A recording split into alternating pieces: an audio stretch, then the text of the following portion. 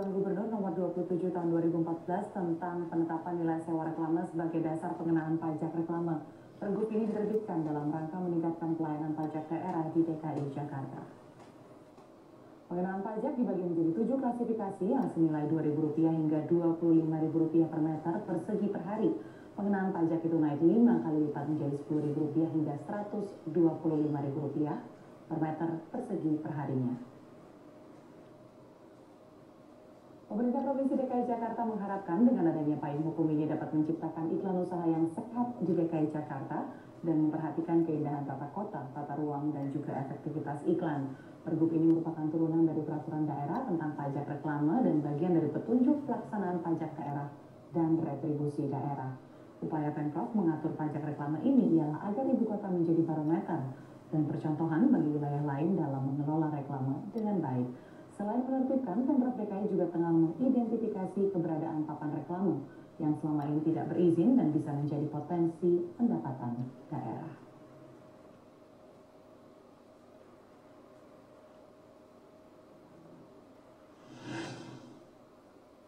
Pergub baru ini mengatur ketentuan tarif reklame berdasarkan nilai kontrak pemasang dengan biro reklame.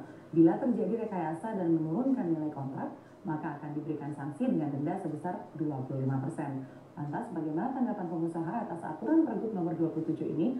Apakah memberatkan atau mendukung langkah pemerintah dalam meningkatkan penerimaan daerah? Kita langsung saja membahasnya bersama Wakil Ketua Umum Kadin DKI Jakarta, Sarman Simanjorang. Selamat malam, Pak Sarman. Terima kasih sudah bergabung ke Money Report.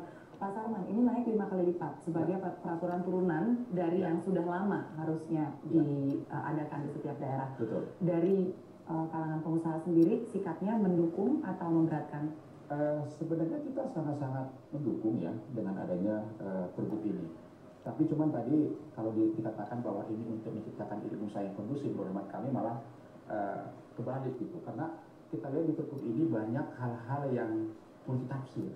Contohnya? Multitafsir ini nanti yang kita khawatirkan itu akan disalahgunakan oleh korum-korum tertentu. Seperti apa salah satunya pasal atau ayat yang multitafsir dalam? Katakanlah misalnya untuk wajar dan tidak wajar. Sekarang yang menyatakan wajar tidak wajar itu siapa? Kan tidak ada parameternya. Dalam peraturan ini cuma dijelaskan wajar dan tidak wajar saja, tapi didefinisikan yang dikatakan wajar dan tidak wajar itu apa? Itu dia. Siapa yang berhak menilai wajar tidak wajar ini? Dan ini salah satu indikatornya. Kedua, masalah tenggang waktu. Nah, di sini waktunya tidak ada jelas perizinan itu berapa lama. Jadi misalnya gini, kita salah satu perusahaan advertising misalnya sudah kontrak dengan produk A, ya kan? Mereka ingin katakanlah mau masang billboard sebulan misalnya, kita sudah kontrak, kita urus ini sampai sebulan kontrak kita habis nggak keluar. Nah ini tidak ada tenggang waktu, makanya kita ingin supaya nanti pelayanan masalah media luar gria ini betul-betul ada satu pelayanan, satu pintu yang tepat dengan berapa lama waktunya, kemudian berapa biayanya. Kemudian kalau selama ini seperti apa Pak mekanisme? Nah selama ini agak terkait dengan beberapa instansi di sana.